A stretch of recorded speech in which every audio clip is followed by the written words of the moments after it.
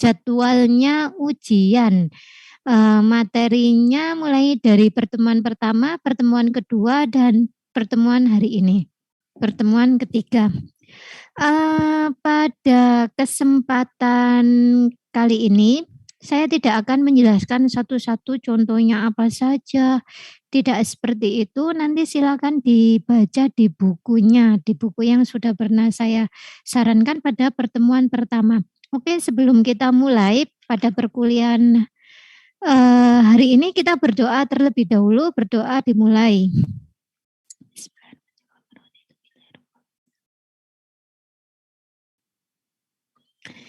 Oke, berdoa selesai ya.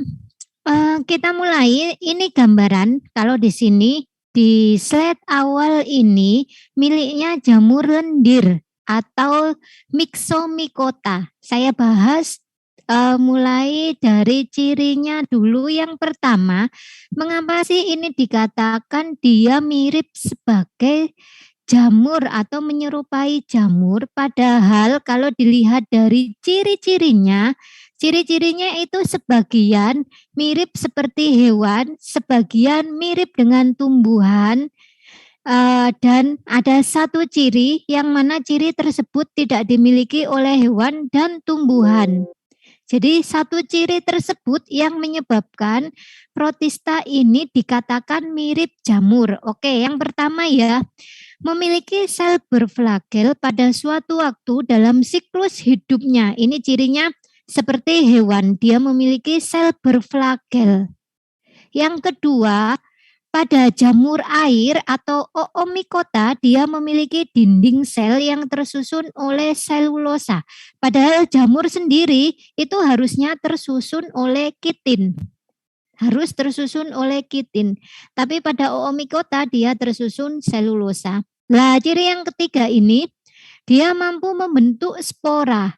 Dia mampu membentuk spora. Kita tutup mata. Spora yang dihasilkan tersebut diploid atau haploid. Karena sejatinya untuk menjadi jamur itu spora yang dihasilkan di akhir itu sifatnya harus haploid. Tetapi di sini sifatnya adalah diploid. Diploid.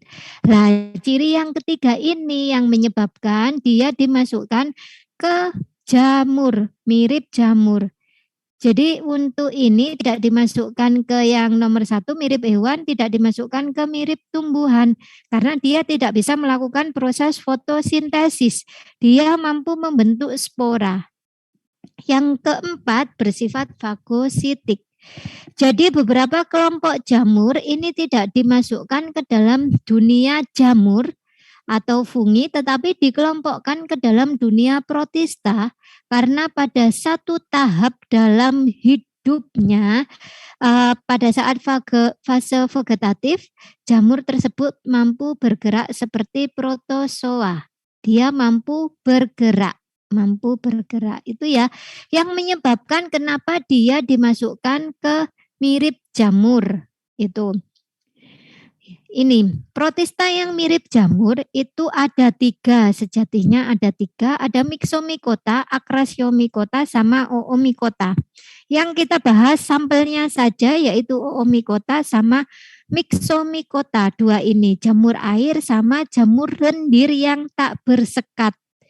Jadi untuk Oomycota maupun Myxomicota ini merupakan kelas. Jadi kelas, di bawahnya kelas itu kan ada ordo, ada dibagi lagi family, di bawah lagi ada genus, baru spesies. Jadi jumlahnya banyak sekali.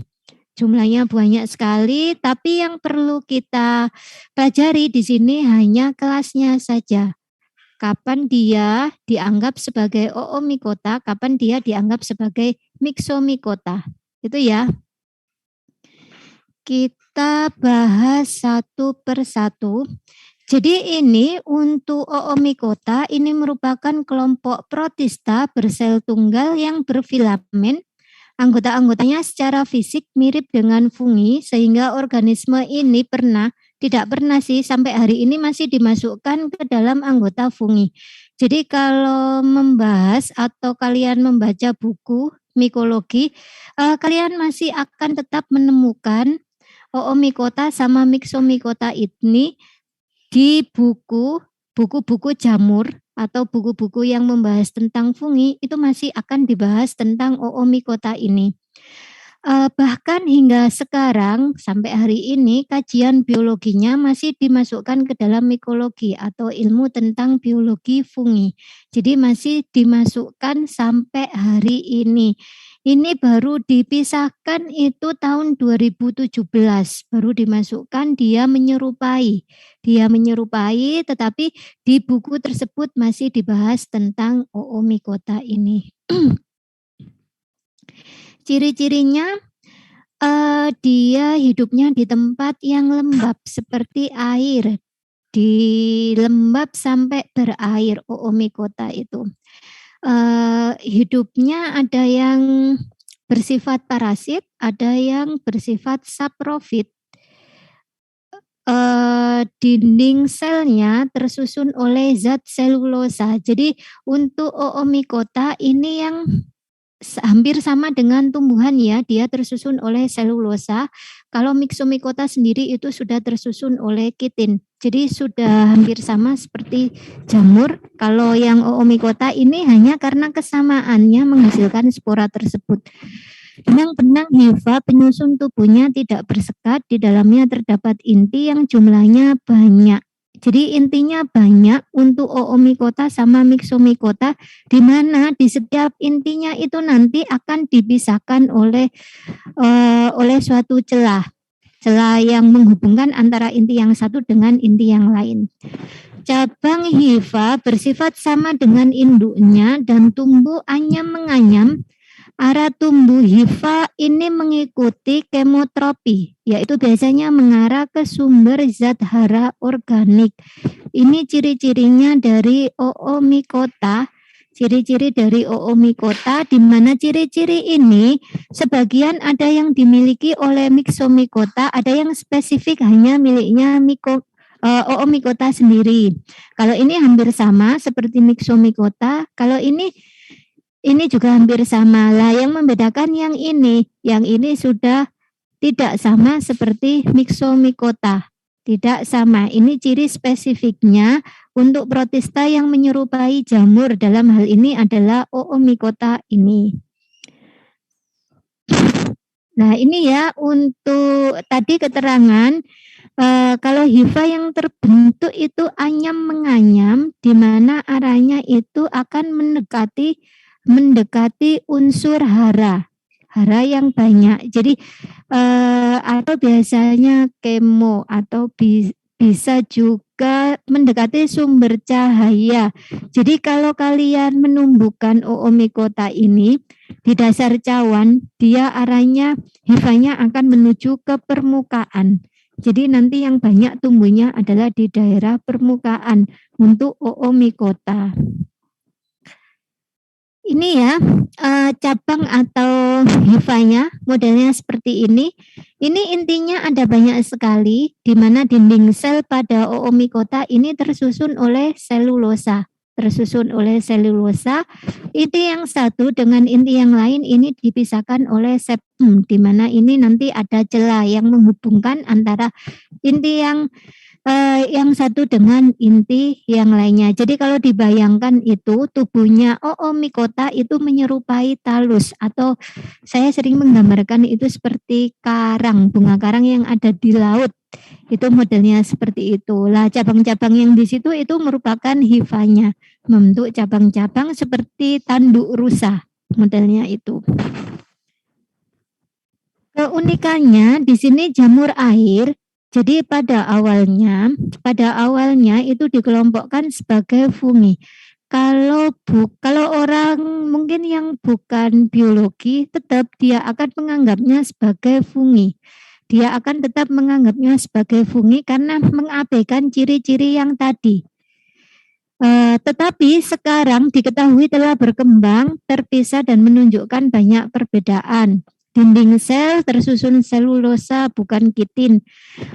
Untuk proses reproduksinya pada reproduksi vegetatif mereka memiliki nukleus yang bersifat diploid.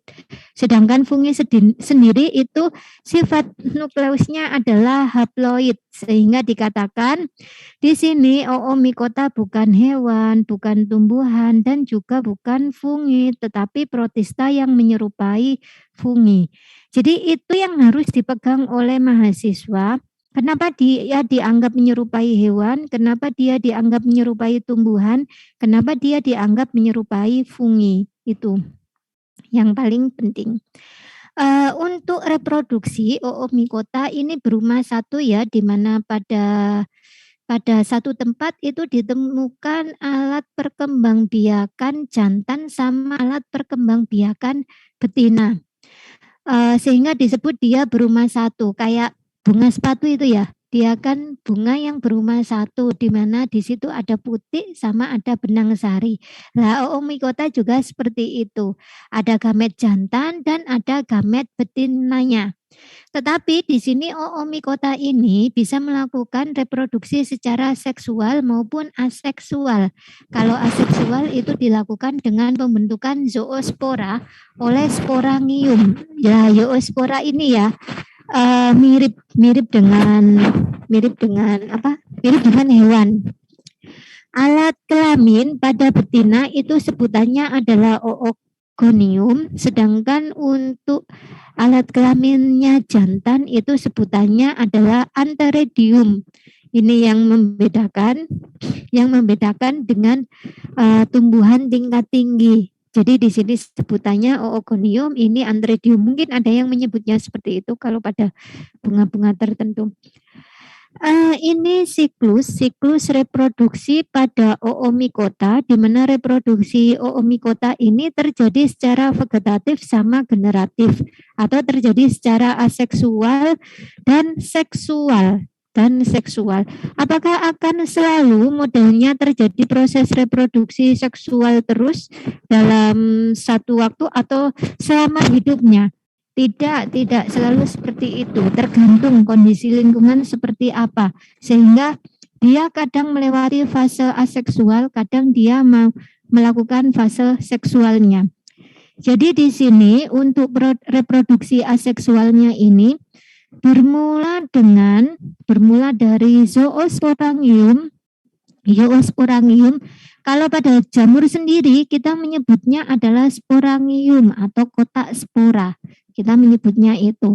Nah, karena ini menyerupai itu tadi, protista yang menyerupai jamur, maka kita menyebutnya adalah zoosporangium. Di mana zoosporangium yang sudah mengalami proses pematangan di dalamnya atau yang berada pada ujung hifa yang terbentuk dari benang atau hifa yang membengkak, di dalam sporangium tersebut akan dihasilkan spora yang berflagel. Nah, spora yang berflagel itu sebutannya adalah zoospora. Ini sebutannya adalah zoospora. Ketika zoospora matang dan jatuh di tempat yang sesuai, maka dia akan berkecambah membentuk miselium baru. Jadi kalau berkecambah, jatuh di tempat yang sesuai, maka dia akan tumbuh menjadi miselium yang baru. Kalau digambarkan, saya ambilkan dari ilah. Tapi padahal aslinya di sini. Sama saja sih nggak apa-apa. Setelah itu, setelah dia mampu tumbuh menjadi miselium yang baru, dia akan melakukan ini, segala aktivitasnya yang ini. Tetapi apabila dia jatuhnya di tempat yang tidak memungkinkan, mungkin terlalu kering atau suhunya kurang bagus, maka zoospora ini akan membentuk sista, akan menjadi sista atau kayak ada cangkangnya gitu ya, bercangkang kayak lebih keras gitu ya, daerah luarnya ini akan membentuk sista untuk bertahan hidupnya. Tetapi ketika dia sudah membentuk sista karena lingkungan yang kurang menguntungkan itu tadi, dan ketika tiba-tiba dia terbawa oleh angin atau terbawa oleh apalah, terbawa oleh manusia sendiri tanpa sengaja, kemudian dia jatuh di tempat yang bagus, maka dia akan melepaskan sista tersebut atau melepaskan tabungnya, kok tabungnya sih, melepaskan pelindung yang ada di zoospora tersebut, sehingga dia akan hanya tinggal bersama tabung yang nantinya akan berkecambah atau tabung kecambah tersebut, atau dia akan mengalami proses seperti ini, akan tumbuh sporanya. Nah ini dari miselium yang baru yang terbentuk tadi dari sini, dari zoosporangium yang sudah mengalami proses pematangan, dia menjadi miselium yang baru. Ini selanjutnya akan mengalami proses reproduksi seksual, di mana proses reproduksi seksual pada oomycota ini terjadi secara oogami. Jadi di dalam oogonium ini yang apa, kayak bulatan-bulatan atau benjolan-benjolan ini, kayak benjolan ya ini akan dibentuk sel telur. Jadi untuk oogonium akan menghasilkan sel telur, sedangkan untuk antheridium, jadi di sini tadi kan berumah satu. Jadi di sini selain ditemukan oogonium, juga di sini ditemukan antheridium. Yang oogonium menghasilkan sel telur, sedangkan yang antheridium tidak menghasilkan sel sperma. Istilahnya itu, kalau di oomycota dia tidak menghasilkan sel sperma, tetapi dia akan membentuk banyak inti. Jadi dia membentuk banyak inti. Ketika antheridium ini yang ada di daerah sinilah, di sini tidak digambarkan, ketika antheridium ini bersentuhan atau menempel dengan oogonium, nanti akan menghasilkan suatu saluran fertilisasi yang mana saluran tersebut akan menembus oogonium dan menyediakan bagi perpindahan inti. Kalau pada benang sari sama putik kan benang sarinya jatuh gitu ya ke kepala putik, sehingga di situ terjadi proses peleburan atau penyerbukan itu kan. Kalau ini membentuk saluran yang panjang yang nantinya akan menyebabkan perpindahan inti itu tadi. Perpindahan inti yang dihasilkan oleh antheridium tersebut ke oogonium itu. Jadi pembuahan oosfer atau sel telur ini, yang ini tadi pertemuan antara sel telur yang dihasilkan oleh oogonium sama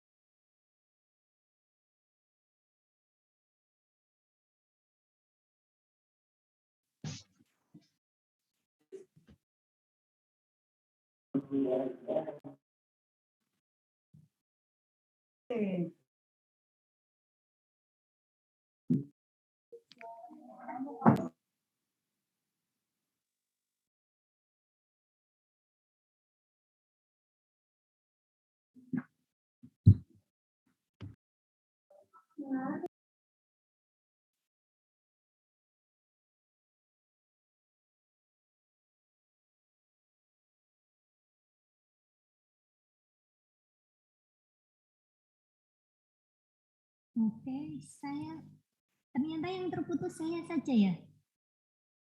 Atau memang 40 menit? Saya nggak tahu. Kok saya tertinggal masuknya. Oke, saya lanjutkan. Saya lanjutkan sebelum nanti habis menit. Halo, suara dengar? Halo? Halo? Terdengar ya? Oke, saya lanjut. Tadi saya yang terputus, keluar atau semuanya keluar? Semuanya Oh, keluar. semuanya. Oke, berarti bukan sinyal saya.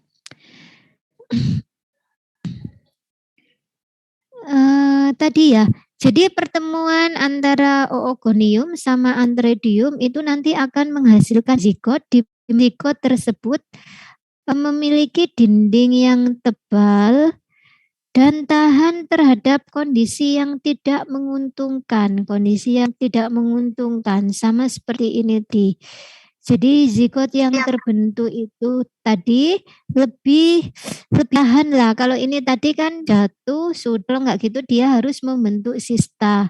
Harus membentuk sista itu tadi. Kalau ini dikatakan bahwa zigot yang terbentuk itu lebih tahan terhadap kondisi yang tidak menguntungkan seperti mungkin kekeringan atau udara-udara yang kurang baik untuk si zigot tersebut. Jadi zigot yang sudah terbentuk itu tadi akan kembang menjadi oospora. Ini sebutannya oospora. Dia akan berkembang menjadi oospora setelah mengalami fase istirahat. Intinya akan mengalami proses reduksi dan selanjutnya akan tumbuh menjadi individu baru, di mana individu baru ini yang mula-mula memiliki 4 inti, yang memiliki inti sejumlah 4, tetapi selanjutnya akan memiliki inti yang jumlahnya banyak. Selanjutnya, zigot tersebut akan mengalami proses germinasi atau perkecambahan untuk terjadinya pembebasan zigot yang dapat mengalami pembelahan meiosis untuk menghasilkan individu-individu baru. Lah, individu-individu ini sama seperti tadi. Dia akan tumbuh ketika kondisi lingkungannya baik, ketika tidak ya dia akan mengantisipasi dengan cara membentuk sista dan lain sebagainya. Ini ya, mana yang menunjukkan kalau dia itu seperti jamur. Lah ini dia menghasil dari zigot ini menjadi oospora atau dia menghasilkan spora itu tadi. Yang cirinya seperti hewan yang mana? Yang ini, dia berflagel. Jadi keluar dari tabung sporangium, dia keluar itu kayak kecebong, dia berenang-renang itu tadi. Keluar dari sini juga. Tetapi ketika lokasinya bagus, dia akan tumbuh menjadi miselium yang baru itu tadi. Ini merupakan siklus reproduksi dari oomycota yang terjadi secara aseksual dan terjadi secara seksual. Sebentar. Oh ini. Jadi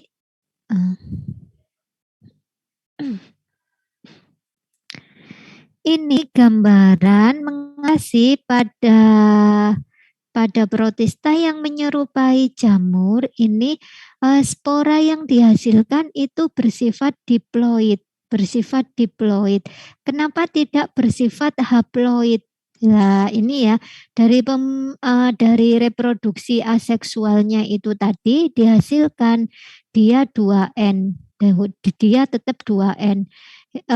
Di mana zoosporanya sendiri itu tadi yang lepas dari zoosporangium. Lah itu sudah dia itu memiliki inti yang bersifat diploid. Jadi yang dihasilkan dari aseksual ya tetap dia yang diploid. Sama ketika pada saat reproduksi seksual untuk yang alat perkembangbiakan jantan atau antheridium yang menghasilkan inti tadi itu sebenarnya adalah haploid. Terus yang oogonium atau oogonia ini juga yang haploid. Di mana pertemuan antara haploid dengan haploid ini akan menghasilkan oospora yang berjumlah 2N. berjumlah 2N. Karena apa? Karena dia mengalami fusi pada nukleusnya. Berbeda pada jamur. Kalau jamur tidak mengalami fusi, jadi dia mengalami pelompatan, satunya itu lepas, loncat gitu. Sehingga yang tersisa hanya N. Ini ya yang menyebabkannya kenapa dia tetap diploid, kenapa dia tidak haploid. Nah ini tadi untuk Antheridium ketika proses fertilisasi. Jadi dia membentuk semacam saluran fertilization tube ini.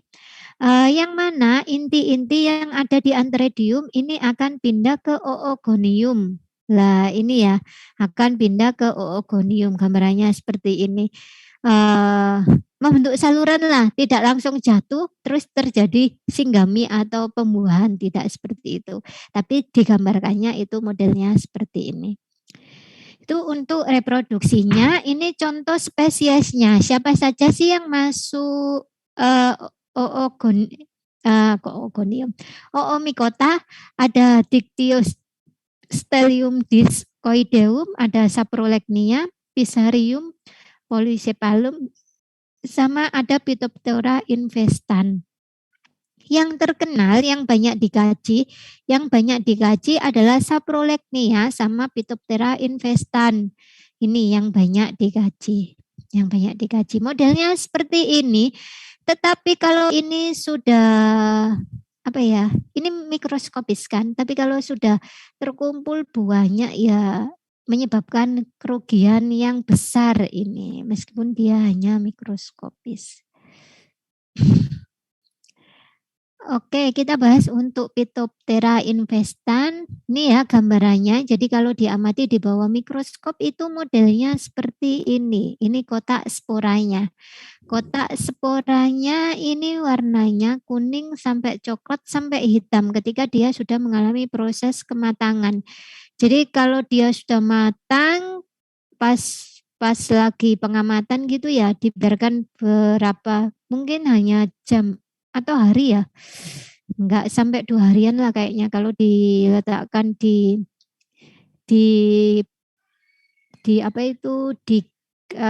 kaca itu, kaca gelas itu, diamati di bawah situ. Nah, ketika kotak sporanya ini matang, dia terlihat sporanya atau zoosporanya di sini akan dilepaskan. Itu ya. Jadi sporangiumnya ini berbentuk bulat telur. Jika tua mungkin agak coklat ke kuning-kuningan atau bisa sampai ke hitam-hitaman. Kalau saya dulu pernah mengamati sampai warnanya hitam ketika dia lepas. Miseliumnya tidak bersekat. Dia tidak bersekat. Makanya kenapa yang dipelajari di sini tadi cuma 2, Oomycota sama Myxomycota. Kenapa Acrosiomycota tidak perlu? Karena sudah digantikan, hampir sama cirinya. Karena yang satu bersekat, yang satu tidak bersekat. Ini Phytophthora infestan. Jadi Phytophthora infestan ini termasuk salah satu jamur yang dapat merusak lingkungan. Dia bersifat parasit pada tanaman. Kalau pada daun sampai batang, ini efek yang ditimbulkan kayak bercak-bercak hijau kelabu seperti itu pada permukaan bawah daun, kemudian berubah menjadi coklat tua kayak gini. Kayak kalau dilihat pada daun sama batang itu kayak gosong gitu ya. Daunnya sama batangnya itu kayak layu karena kena panas, terus perkiraannya itu ya karena kena panas, terus ada bagian yang lepas dari batang utamanya. Biasanya itu mengelabuinya seperti itu, sehingga petani menganggapnya nanti kalau kondisinya sore atau apa mungkin nanti dia akan segar lagi. Lah itu, sehingga nanti kalau tidak diperhatikan apa yang terjadi, ini yang terjadi menyerang pada bagian umbi. Jadi ini banyak menyerang pada makanan utama kayak kayak kentang kayak gini, terus gandum. Jadi dulu pada Perang Dunia Kedua, sebelum Perang Dunia Kedua atau pas berlangsungnya Perang Kedua ya ceritanya, saya agak-agak lupa. Itu karena Oomycota sama Myxomycota ini makanya dulu pernah terjadi kelaparan yang hebat sehingga perang dunia dimenangkan oleh ini, ya karena ini salah satunya. Kulit umbi yang terserang melekuk dan agak berair. Bila umbi dibelah, daging umbi berwarna coklat dan busuk. Jadi yang membedakan dia terserang Oomycota sama Myxomycota. Kalau terserang Oomycota itu busuk embus-embus gitu. Kalau dipegang ada airnya. Sesuai namanya, jamur air. Kalau Myxomycota enggak embus-embus gitu kalau dipegang, tapi dia kayak ada hitam-hitam di daerah sekitar kentang. Mungkin masih bisa digunakan, misalkan yang terserang di sini, daerah sini masih bisa digunakan dengan cara ini dibuang, modelnya seperti itu. Lah kalau pada ini itu berair. Jadi ini berair, mungkin nanti akan airnya itu tadi, kadar airnya tadi akan mengenai bagian yang lain yang dianggap masih bagus. Itu ya yang membedakan antara Oomycota sama Myxomycota. Selanjutnya ada saprolegnia. Di sini digambarkan reproduksi seksual hampir sama seperti yang saya terangkan di awal tadi. Jamur ini hidup saprofit. Dia tidak parasit tetapi dia saprofit pada bangkai ikan atau bangkai serangga, baik di darat maupun di air. Miselium vegetatifnya berkembang di dalam substrat dan bertugas sebagai miselium yang reproduktif. Jadi untuk saprolegnia ini tidak menyerang pada ikan yang masih segar, yang masih hidup maksudnya, yang masih berenang-renang, dia tidak menyerang di seperti itu. Yang diserang yang apa? Ikan yang mati, yang sudah mulai kayak mengapung di atas permukaan air, atau biasanya serangga yang mati. Serangga yang mati itu baru ditumbuhi oleh saprolegnia. Itu ya, jadi bukan yang hidup karena sifatnya adalah saprofit, sesuai namanya itu. Oke, itu tadi tentang Oomycota. Selanjutnya tentang Myxomycota atau yang disebut dengan jamur lendir yang tidak bersekat. Jamur lendir, ada yang bersekat sama yang tidak bersekat. Jadi ini banyak ditemukan di hutan basah, batang kayu yang membusuk, tanah lembab, sampah basah, maupun kayu yang lapuk atau biasanya tempat-tempat yang lembab banyak ditumbuhi Myxomycota. Banyak ditumbuhi ini. Proses perkembangbiakannya juga terjadi secara vegetatif sama terjadi secara generatif. Fase vegetatifnya dimulai dari plasmodium yang bergerak amoeboid, mengelilingi dan menelan makanan berupa bahan organik. Makanan tersebut dicerna dalam vakuola makanan. Sisa yang tidak dicerna tersebut akan ditinggalkan sewaktu plasmodium bergerak. Jika telah dewasa, plasmodium akan membentuk sporangium. Nah, ini nanti saya jelaskan lewat gambarnya saja biar ada gambaran modelnya seperti apa.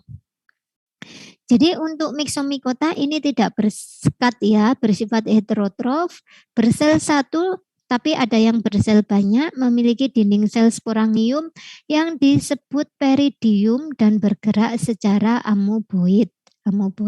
Sebutannya peridium. Mungkin istilah-istilah itu yang harus dikenali oleh mahasiswa istilah-istilahnya. Ciri-cirinya hampir sama seperti yang dimiliki oleh Oomycota tadi. Organisme yang termasuk Myxomycota dapat ditumbuhkan di atas media agar sama Oomycota juga, dan makanannya berupa bakteri, miselium, potongan agar, dan myxoamoeba yang haploid atau yang lebih kecil karena dia kan berupa plasmodium yang bergerak-gerak. Dari yang kecil dia akan memakan ya yang di bawahnya, ukuran yang di bawahnya. Kalau untuk untuk menggambarkan gampangannya itu kalian membayangkan seperti amoeba itu. Kalian membayangkan dia adalah plasmodium gitu.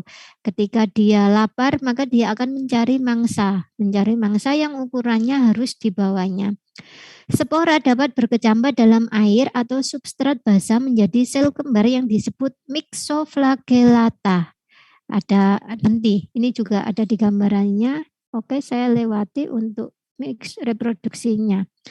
Oh iya, peranan ada yang menguntungkan, ada yang merugikan. Kalau Myxomycota ini yang menguntungkan, dia sebagai pengurai bangkai hewan atau tumbuhan dalam air. Jadi sebelum diuraikan oleh Myxomycota, bangkai hewan seperti ikan itu tadi yang mengapung di air, itu dimanfaatkan oleh Oomycota dulu. Ketika sudah semakin buruk keadaannya, maka di sini Myxomycota akan hadir untuk menguraikan bangkai tersebut. Atau bisa juga menguraikan tumbuhan dalam air tawar. Bisa digunakan untuk pembersih sampah organik. Kayak biasanya digunakan untuk substrat campuran, untuk campuran menguraikan sampah-sampah organik itu biasanya dicampur dengan Myxomycota ini.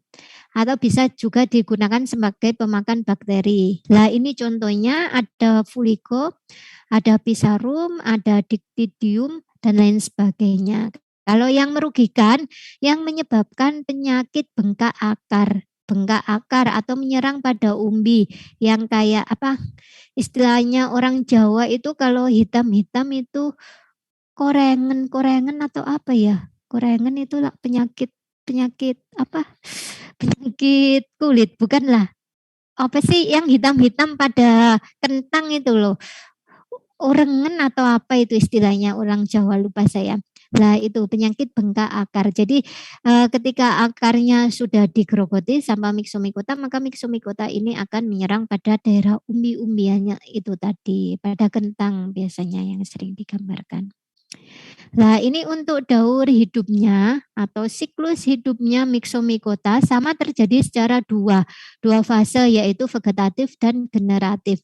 Dimulai dari yang pertama, di sini ada Plasmodium yang ukurannya masih kecil. Dia membutuhkan makanan yang banyak sehingga disebut sebagai Plasmodium pemakan. Plasmodium pemakan ini semakin banyak yang dimakan kan berarti dia akan tumbuh menjadi Plasmodium dewasa.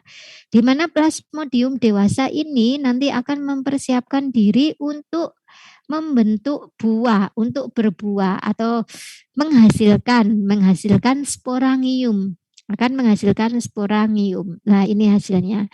Sporangium yang pertama kali dihasilkan kan kecil ya, selanjutnya dia akan menjadi sporangium yang muda. Sporangium tersebut akan tumbuh menjadi sporangium dewasa, di mana kotak sporanya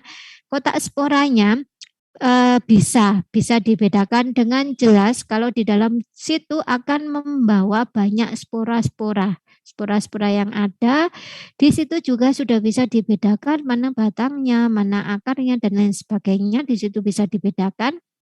Nah, kotak spora yang sudah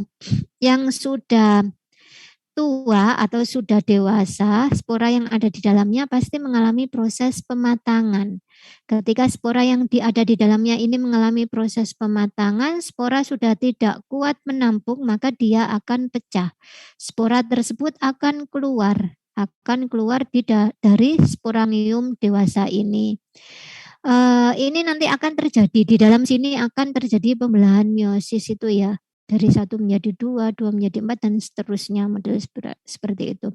Spora yang dikeluarkan ini nanti ada yang akan berkecambah atau ada yang mengalami proses germinasi.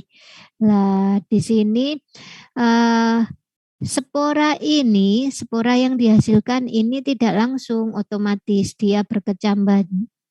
Ada yang model seperti itu, tetapi perlu diingat tadi di ciri yang awal tadi, bahwa spora tersebut yang dihasilkan adalah ada yang berbentuk sel-sel berflagel atau sel-sel yang bersifat amoeboid. Sel yang berflagel akan melakukan proses singgami atau perkawinan dengan sel yang berflagel. Sedangkan yang amoeboid akan melakukan proses singgami dengan amoeboid. Sehingga pada ciri nanti mungkin kalian akan membaca slide PPT ini, di situ tidak bisa dibedakan mana yang jantan dan mana yang betina. Jadi ini tidak bisa, mana sih yang jantan, mana yang betina. Intinya secara teori dia akan melakukan proses singgami antara yang berflagel dengan flagel, amoeboid dengan amoeboid. Tidak bisa flagel melakukan dengan yang amoeboid. Nah, dari proses singgami tadi nanti akan menghasilkan zigot. Nah, ini yang diploid itu tadi ya. Karena masing-masing ini memiliki nukleus yang bersifat haploid, melakukan fusi, yang dilakukan adalah fusi, bukan pembelahan yang lain, sehingga yang dihasilkan adalah yang haploid. Tetapi di sini melakukan fusi yang hasilnya adalah zigot. Zigot ini akan tumbuh menjadi plasmodium kecil, plasmodium pemakan, dan sebagainya. Modelnya muter seperti ini. Ciri-ciri mana yang menunjukkan dia mirip seperti jamur? Lah di sini sudah terlihat dia membentuk kotak spora. Di sini yang menunjukkan dia seperti hewan, dia berflagel, dia amoeboid, dia melakukan gerakan seperti hewan. Tetapi karena ciri ini sehingga dia dimasukkan ke protista yang menyerupai jamur. Ini ya untuk siklus hidup dari Myxomicota, sudah paham. Ini nanti juga bisa dibaca sendiri. Nah, ini untuk struktur Fusarium. Jadi ini sporangium sudah bisa dibedakan dengan jelas, cirinya hampir sama seperti seperti jamur pada umumnya. Ketika dia tidak berbentuk sebagai plasmodium atau ketika dia tidak ketika dia sudah tumbuh, di situ sudah jelas menjadi sporangium muda. Nah, itu sudah terlihat jelas bahwa ini adalah ciri-ciri yang dimiliki oleh jamur. Ini contohnya Myxomicota. Jadi Myxomicota ini warnanya bagus. Warnanya bagus-bagus. Kuning, ungu, mungkin jeleknya ya cuma coklat itu saja. Proses perkembangannya cepat sekali. Mungkin dalam satu hari itu mungkin bisa menghabiskan berhektar-hektar ditumbuhi oleh Myxomicota ini. Jadi perkembangannya itu pesat, cepat sekali. Kalau kalian tertarik untuk melihatnya di video-video YouTube itu ada bagaimana Myxomicota melahap habis ketika dia bersifat parasit seperti itu. Nah, ini yang ada di dalamnya pun sama seperti yang dimiliki oleh jamur. Sama, tidak ada perbedaan. Contoh Soenositic, modelnya seperti ini, kotak sporanya terlihat.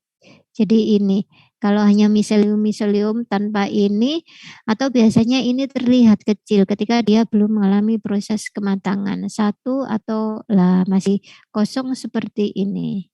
Ini kalau diamati di bawah mikroskop. Ini ada Plasmodiopora yang bengkak pada akar atau pada umbi. Pada umbi menyerang, modelnya seperti ini ya. Nah, ini. Jadi yang membedakan antara Myxomicota sama Oomycota itu tadi, kalau Oomycota itu embus-embus berair kayak gitu. Kalau ini enggak, hanya modelnya ini hitam-hitam saja. Kadang ya menyerang semuanya kalau sudah enggak ketahuan, tapi kalau sudah terlanjur dipanen mungkin hanya menyerang sebagian. Ini kalau diamati di bawah mikroskop. Apakah Oomycota sama Myxomicota ini bersifat parasit pada manusia? Mungkin enggak separah yang disebabkan oleh oleh yang protista menyerupai hewan ya. Karena di sini dia parasitnya lebih banyak ke tumbuhan. Untuk Oomycota sama Myxomicota. Mungkin kalau Oomycota jamur air ini biasanya kalau musim musim banjir gitu ya, daerah-daerah yang rawan banjir itu mungkin dia hanya mengganggu daerah kaki atau tangan karena sering sering kena air ya, atau istilahnya jamur air yang ada di menyerang kaki atau tangan itu. Untuk pengobatannya pun enggak sulit, hanya butuh anti jamur saja, tidak perlu ditelan atau yang lainnya, mungkin hanya cukup dioleskan saja karena jamur itu karakternya seperti itu. Kecuali jamur yang parah itu ya yang menyerang pada saluran saluran pencernaan kayak sariawan, model-model seperti itu. Tapi itu bukan merupakan protista yang menyerupai jamur. Kalau itu memang benar-benar jamur atau real jamur lah, bukan yang menyerupai. Ini yang merugikan ya, ada saprolegnia itu tadi, dia bersifat parasit yang nantinya akan melunakkan ikan itu tadi, makanya dikatakan merugikan. Atau Phytophthora infestan ini yang parasit pada tanaman kentang, atau Pythium, hidup parasit pada tanaman yang sedang berkecambah. Jadi yang akan tumbuh atau membentuk kecambah itu juga rawan diserang oleh Pythium ini dari golongan Myxomycota. Biasanya kalau menumbuhkan, kalau dulu waktu SMP praktikum menumbuhkan apa itu, kecambah itu ya, di tempat yang tidak ada cahaya, di tempat ada yang cahaya. Lah yang di tempat lembab yang enggak ada cahaya itu yang rawan terserang Pythium. Ketika dia sudah tumbuh, oh tumbuhnya cepat, ternyata mati di tengah jalan. Lah ini karena ada Pythium ini. Oke, ini dari saya khawatir Zoom-nya mati lagi. Kayaknya kurang sekitar 20 menitan kayaknya mati lagi.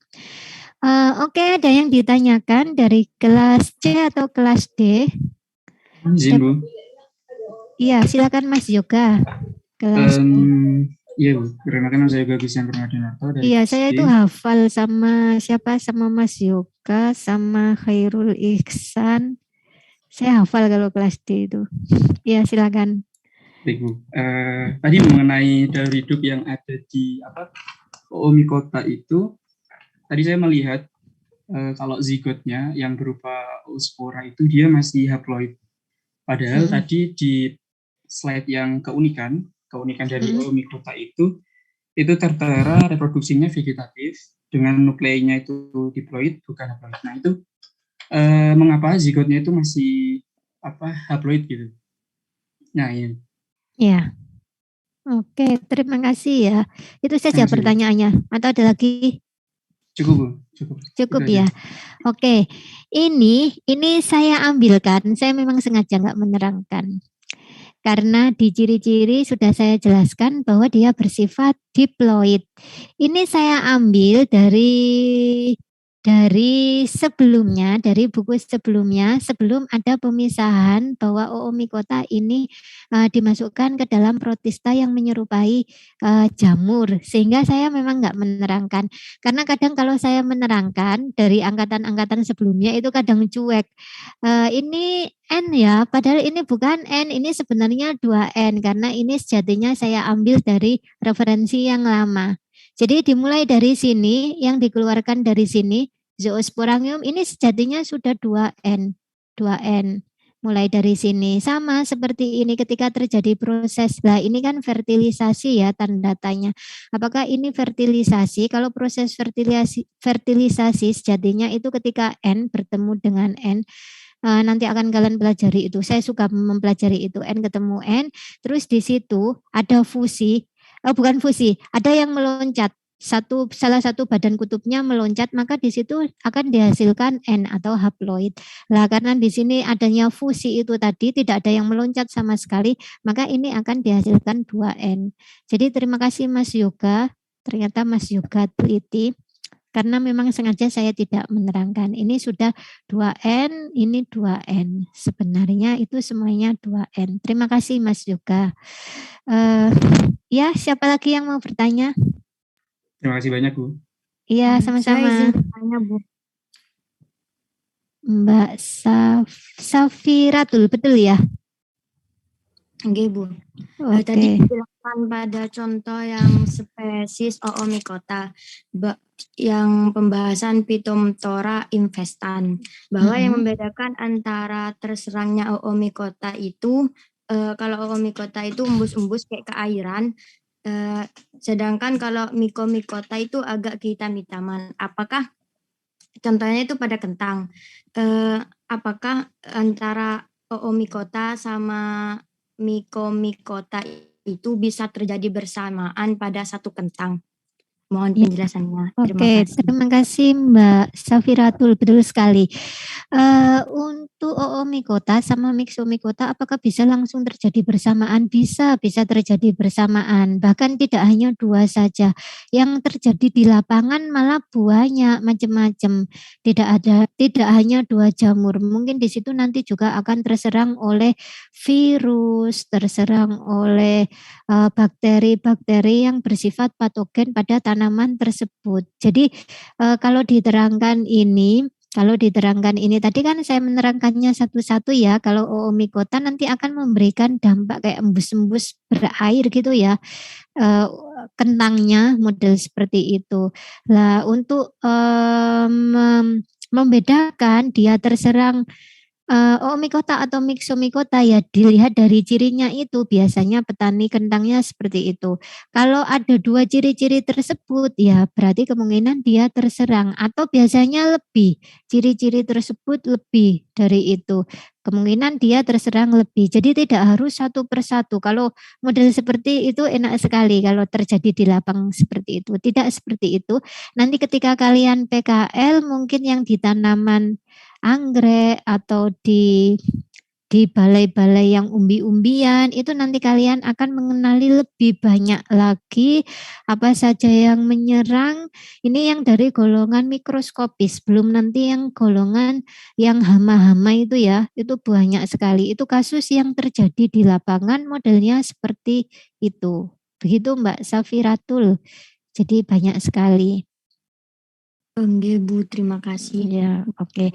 Terus di kelas lain ada yang menanyakan, Bu, bagaimana kalau kita terlanjur makan, misalkan ikan yang terserang saprolegnia, terus kita makan, apakah nanti bersifat parasit ke kita karena sudah memakan itu? Tidak masalah. Kalau kita hidupnya di daerah dekat sama laut, dekat sama tambak, mungkin yang kita makan itu ikannya masih berenang-renang ya, kita ambil terus kita masak gitu, enak model seperti itu. Nah kalau kita hidupnya di sini itu kan jauh dari model seperti itu. Kemungkinan terserang saprolegnia ya mungkin 99%. Tapi apa yang kita dapatkan ya kita kan nggak masalah karena di situ ada proses dibersihkan, proses memasaknya seperti apa kayak gitu. Jadi tidak masalah kalau kita makan ikan, karena ikan yang kita makan itu ya memang sudah bangkai ya, sudah bangkai ikan. Kalau di Malang itu enggak ada ikan yang masih gerak-gerak gitu.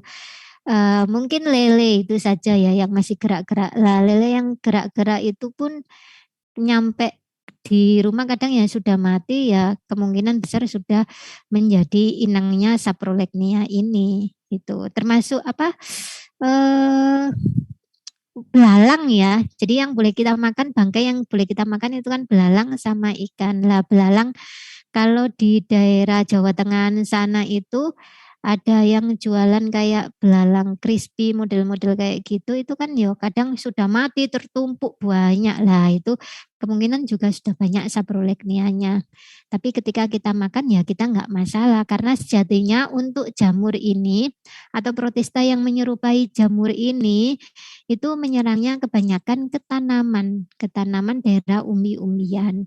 Ini diangkat lagi ya karena pada saat itu pernah menyebabkan kelaparan besar-besaran ini itu untuk Oomycota sama Myxomycota. Oke, itu ada lagi yang mau ditanyakan?